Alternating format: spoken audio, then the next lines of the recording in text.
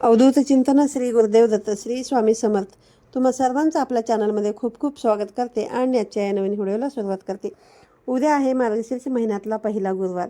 मार्गशीर्ष महिन्यातील पहिल्या गुरुवारच्या सर्वप्रथम तुम्हा सर्वांना खूप साऱ्या शुभेच्छा देते आणि आजच्या या नवीन व्हिडिओला सुरुवात करते.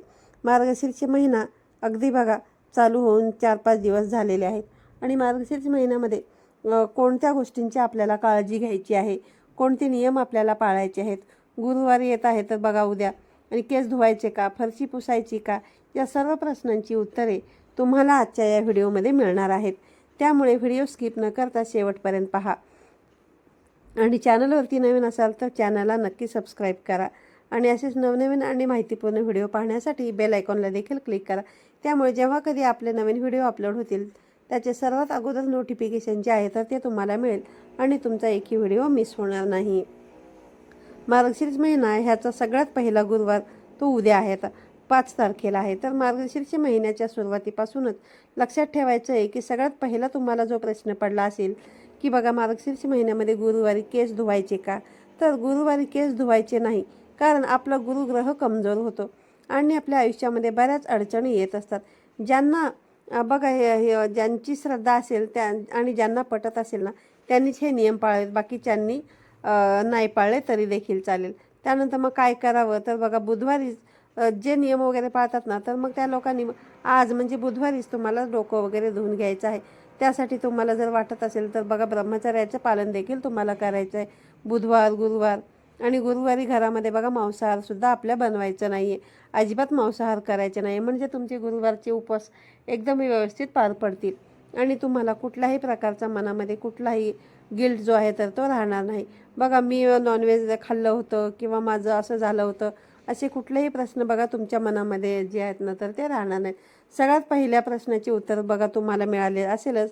तर बघा उत्तर जे आहे तर ते म्हणजे गुरुवारी केस धुवावेत का, तर गुरुवारी केस धुवू नयेत. आता समजा गुरुवारी तुमचा मासिक पाळीचा 5वा दिवस आहे किंवा 4था दिवस येत आहे आणि तुम्हाला बघा बुधवारी 4था दिवस आणि येतो आणि गुरुवारी 5वा दिवस येतोय, तर मग तुम्हाला पूजा करायची आहे. अशा बघा वेळेस मग तुम्हाला काय करायचं आहे, तर गुरुवारी बघा ज्यांचा 4था दिवस येत आहे त्यांना अगदी जर बघा तुमचा मासिक धर्म येऊन गेला आहे आणि 4था-5वा दिवस येतोय तर तुम्हाला केस धुवण्याची इच्छा असेल तर मग फक्त मासिक पाळी असणाऱ्या महिलांनी आहे ना जर केस धुवत असताना चिमूटभर हळद जी आहे ना तर ती तुमच्या केसांच्या माथ्यावर टाकायची आहे, मध्यभागी ज्या ठिकाणी आपला मध्यभागी भांग आपण पाडतो ना त्या ठिकाणी टाकायचे आणि हळद घालायची आहे.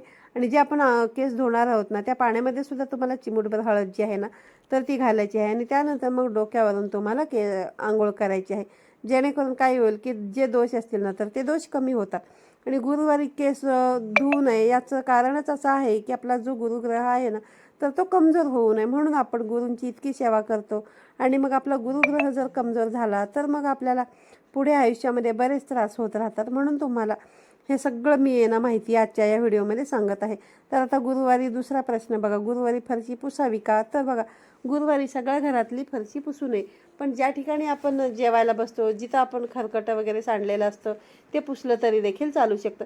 त्यानंतर जिथे तुम्ही देवपूजा करणार आहात तिथे म्हणजे बघा ज्या ठिकाणी तुम्ही पूजेची मांडणी करणार आहात त्या ठिकाणी थोडंसं तुम्हाला गोमूत्राचं पाणी शिंपडायचं आहे आणि ती जागा जी आहे ना तर ती तुम्हाला जागा स्वच्छ करून घ्यायची आहे.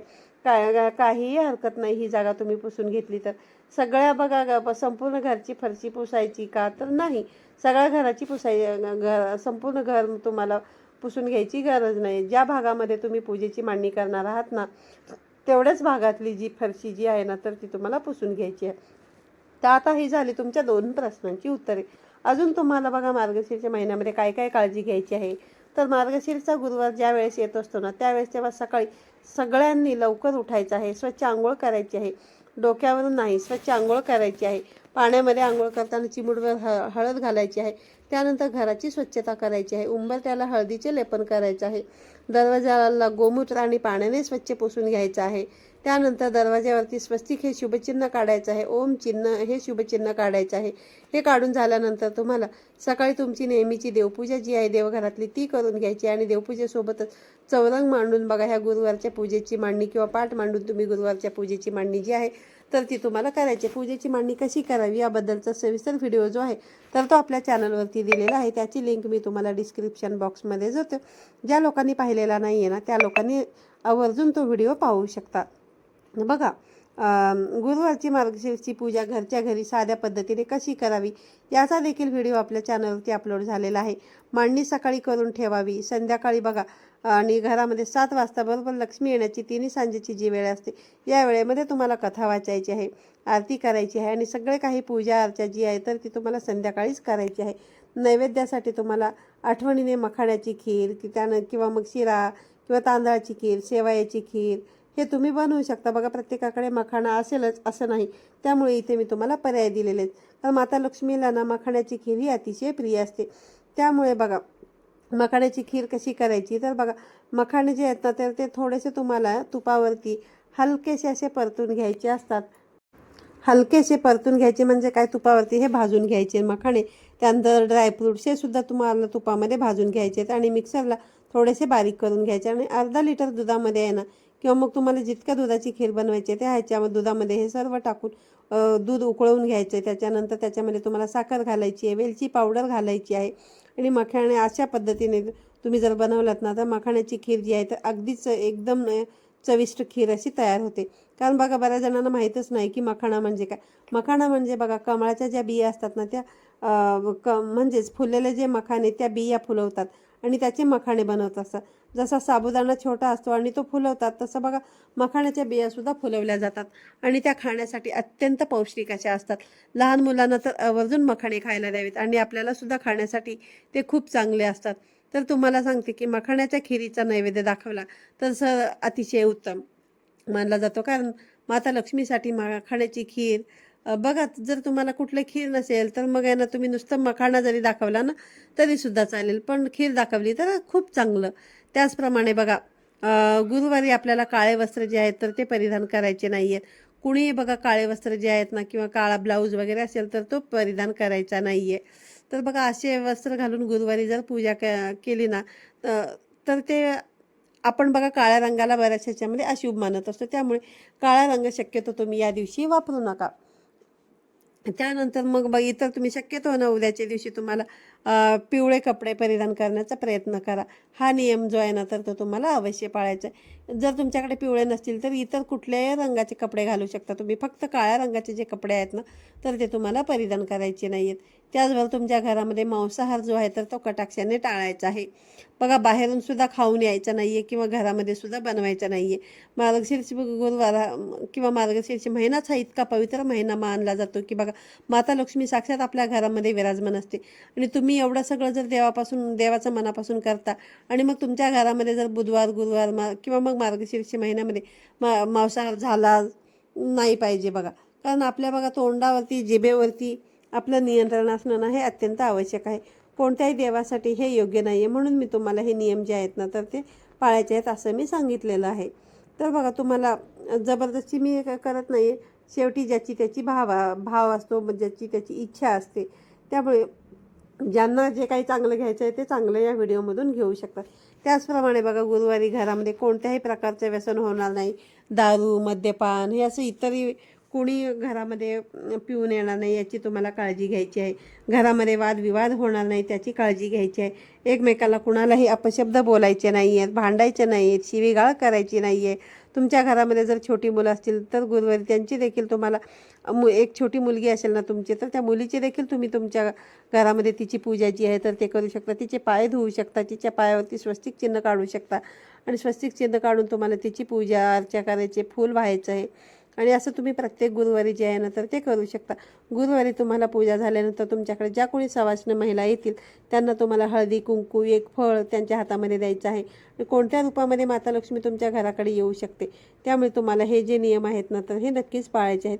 त्याचप्रमाणे कथाही वाचायची आहे. नुसती बघा पूजेची मांडणी करून आहे ना काहीही उपयोग नाही.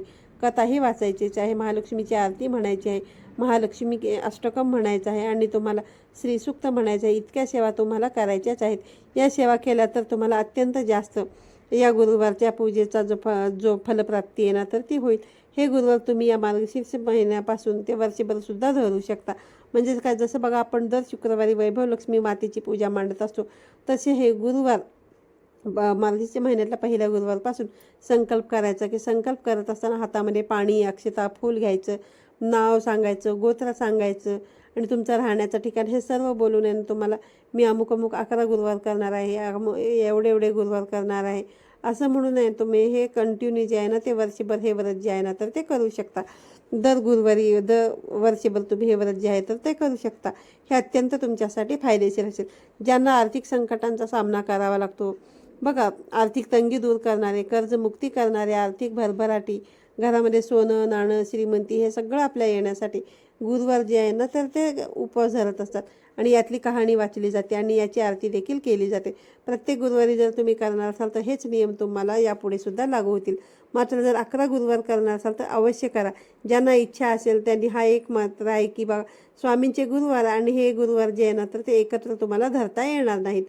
तर तुम्ही स्वामींचे महाराजांचे आपले गुरुवार करा किंवा हे गुरुवार करा महालक्ष्मीचे. आता या 4 गुरुवारमध्ये आपण जे स्वामींचे गुरुवार करतो का ते धरायचे का तर नाही, सेवा करायची, उपवास करायचा, मात्र ते त्या 11 गुरुवारमध्ये तुम्हाला धरता येणार नाहीत.